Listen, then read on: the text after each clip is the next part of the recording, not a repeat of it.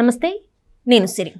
ఇప్పుడు చూసినట్టయితే కేంద్ర ప్రభుత్వం ఏపీలోని విశాఖ స్టీల్ ప్లాంట్కి అయితే 11,000 కోట్ల రూపాయలను అయితే శాంక్షన్ చేసిన విషయం అయితే మనకు తెలిసిందే. సో ఇప్పుడు మరి ఏపీలో ఎలాంటివి చోటు చేసుకోబోతున్నాయి, ఎలాంటి అభివృద్ధి చోటు చేసుకోబోతున్న అంశాన్ని మనకు వివరించడానికి మనతో పాటు ఉన్నారు ప్రముఖ రాజకీయ విశ్లేషకులు అంకమరావు గారు.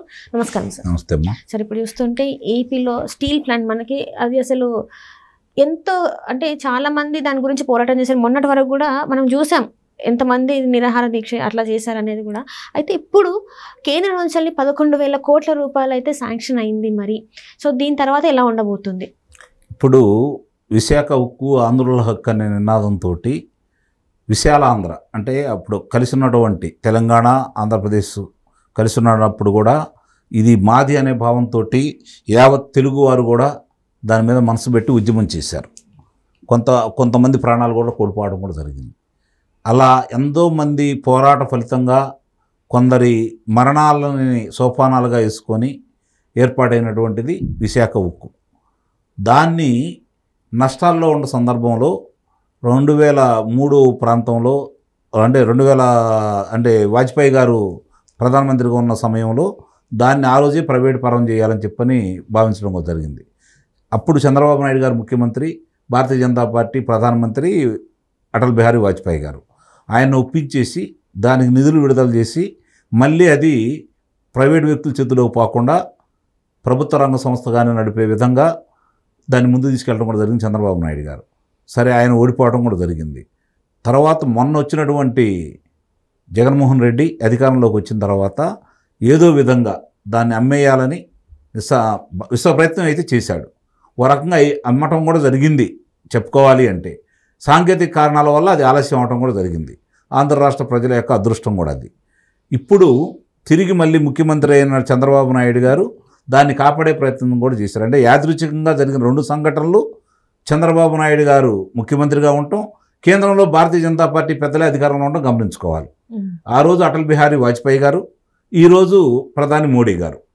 దీన్ని ఏ విధంగా అయినా సరే అంటే కొంతమంది వ్యాపారస్తులు సహజంగానే లాభాపేక్షతో ఏదైనా చేస్తారు. విపరీతమైనటువంటి అంటే సంపద ఉన్నటువంటి ఉక్కు నగరాన్ని దానికి ప్రభుత్వం కొంత అంటే కేంద్ర ప్రభుత్వం నిర్లక్ష్యం కారణంగానే అది నష్టాల్లో జరుగుతుంది తప్ప అంటే వాళ్ళకి ఇవ్వాల్సినటువంటి గనులు కేటాయించలేకపోవటం, సరిగ్గా వాళ్ళకి సౌకర్యాలు ఏర్పాటు చేయకపోవడం వల్ల నష్టాలు వస్తుంది తప్ప ఉత్పత్తికి అక్కడ వ్యయానికి చూసుకుంటా ఉంటే లాభాల్లోనే ఉంది. కానీ దాని సరిగ్గా అవకాశాలు ఇవ్వకుండా ఏం కావాలో సమృద్ధిగా అందజేయకపోవడం వల్ల నష్టాల బాటు చూపించాల్సిన కారణం కనపడతా ఉంది. దాన్ని గుర్తించినటువంటి చంద్రబాబు నాయుడు గారు ఆ రోజు దాని నివారణ కోసం ప్రయత్నం చేసి విజయవంతమయ్యారు. తిరిగి ఈరోజు కూడా నిన్నటిదాకా మీరన్నట్టు నిరాహార దీక్ష కూర్చున్నారు, ధర్నాలు చేశారు. దాన్ని కూడా ప్రజలు ఉవ్వెత్తున్నటువంటి అంటే ఆ ప్రాంత ప్రజలు దాని మీద తిరుగుబాటు బావుటా కూడా ఎగరవేశారు. కానీ ఏమీ పట్టకుండా అతను ఆ రోజు ఏం చేయాలో అవన్నీ చేసుకుంటూ వచ్చాడు. అందరూ అది విశాఖ ఉక్కు అనేది ప్రైవేట్ పరం అయిపోయిందని చెప్పి అందరూ భావించారు. వాస్తవంగా ప్రజలు కూడా దాన్ని అంటే దాని విలువతో పాటు వేరే వాళ్ళకి ఇస్తే పెద్ద ఇబ్బంది కూడా ఎవరు ఫీల్ అవ్వరు. దాని గురించి కూడా పెద్దగా ఎవరు ఆలోచించరు. కానీ అలవల సోలలోకి అమ్ముకొని రియల్ ఎస్టేట్ వ్యాపారం లాగా దాన్ని కూడా భావించేసి లాభాపేక్ష కోసం వేరే తన మనుషులకు అప్పచెప్పే కార్యక్రమంలో వాళ్ళ ద్వారా లబ్ధి పొందే కార్యక్రమంలో గత ప్రభుత్వం ప్రయత్నం చేసింది. దాన్ని నిలువరించి మా అదృష్టం కొద్దీ ఎన్నికలు రావడం, ఎన్నికల ముందు వాళ్ళ చేతుల్లోకి వెళ్ళకపోవడం వల్ల ఓ రకంగా చెప్పాలంటే ఇప్పుడు కేంద్రం కూడా దాని సముఖంగానే ఉంది.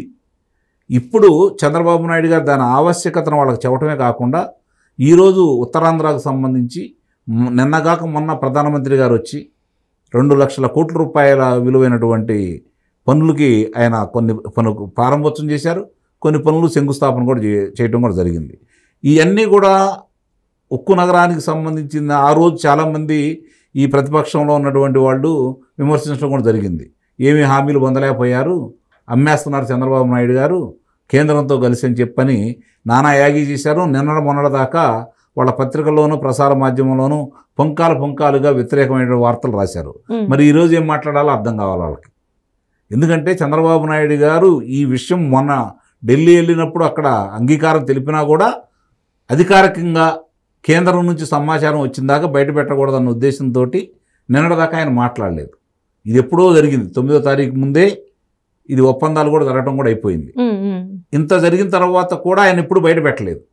కారణం ఏంటంటే ప్రచారం చేసుకునే యావలేదు ఆయనకి.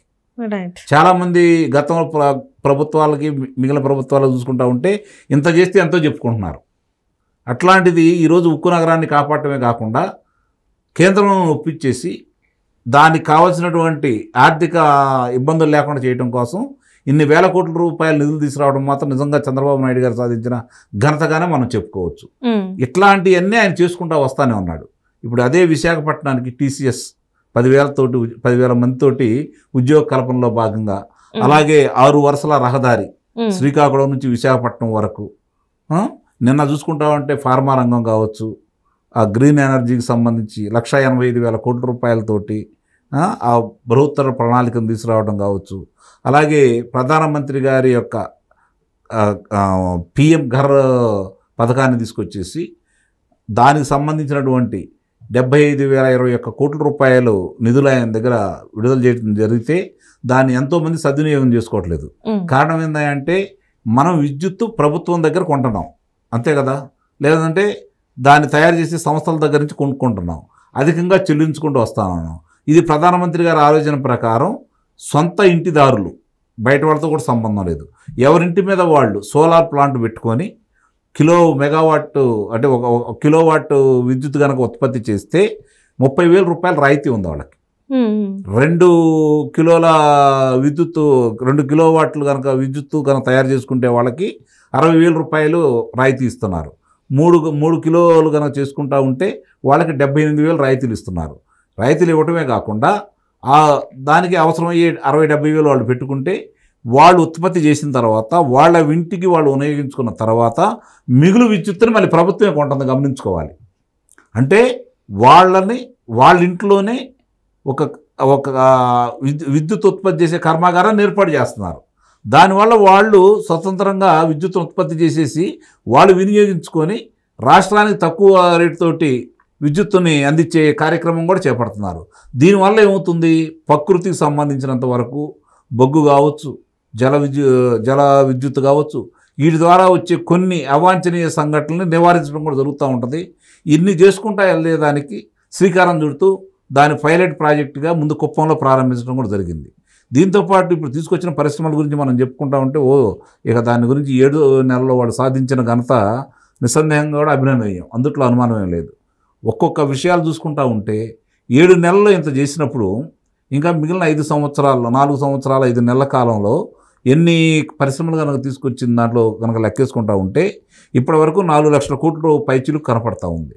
అదే కనుక మిగిలినట్టు ఇదే దూకుడుతోటి వాళ్ళు వ్యవహరిస్తే నిస్సందేహంగా వాళ్ళు అనుకున్నట్టు 20 లక్షల మంది ఉద్యోగ కల్పన అయితే ఎట్టి పరిస్థితుల్లో కూడా జరిగింది, అందుట్లో ఎలాంటి సందేహం కూడా ఏం లేదు.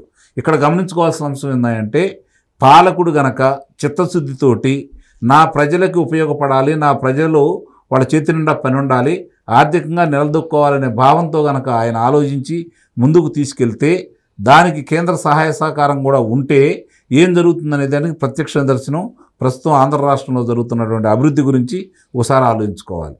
ఒక పరిశ్రమ కాదు, 2 పరిశ్రమలు కావచ్చు, ఇట్లాంటి ఎన్నో తీసుకొచ్చి ఔషధ పరిశ్రమలు వస్తానే ఉన్నాయి.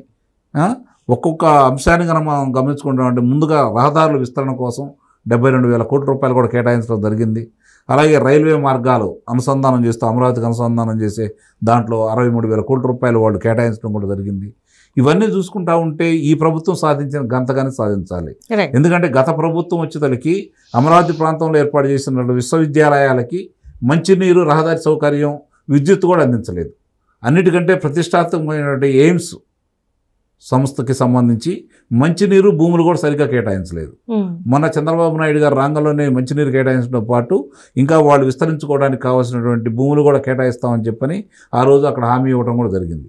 ఇవన్నీ కూడా ఈ పనులన్నీ జరిగితే గమనించుకోవాలి. 4 లక్షల కోట్ల రూపాయలు రేపు ఆంధ్ర రాష్ట్రంలో పనులు జరుగుతూ ఉంటే ఎంతమందికి పనులు వస్తాయి, ఎంతమందికి ఆదాయం సమకూరుద్ది, ఆ డబ్బంతా వాళ్ళు ఇక్కడే కదా ఖర్చు పెట్టేది, వాళ్ళేం బయటకి తీసుకెళ్లరు కదా. అందుట్లో ఏదన్నా కాంట్రాక్టర్లు ఉంటే గుత్తేదారులకు సంబంధించి వాళ్ళు లాభ పొందొచ్చే కానీ ఎక్కువ ధనం ఎక్కడైతే ఖర్చు అవుతుంది కదా. ఇది కదా సంపద సృష్టించటం, చేతి నిండా పని దొరకటం, ఆ సంపదని ప్రజలకు అందించడం అంటే. ఇది నిజంగా చంద్రబాబు నాయుడు గారు చేస్తున్నటువంటి ఈ కార్యక్రమాన్ని ప్రజలందరూ గమనించాలని అయితే నేను కోరుకుంటున్నాను. Right sir, thank you so much sir.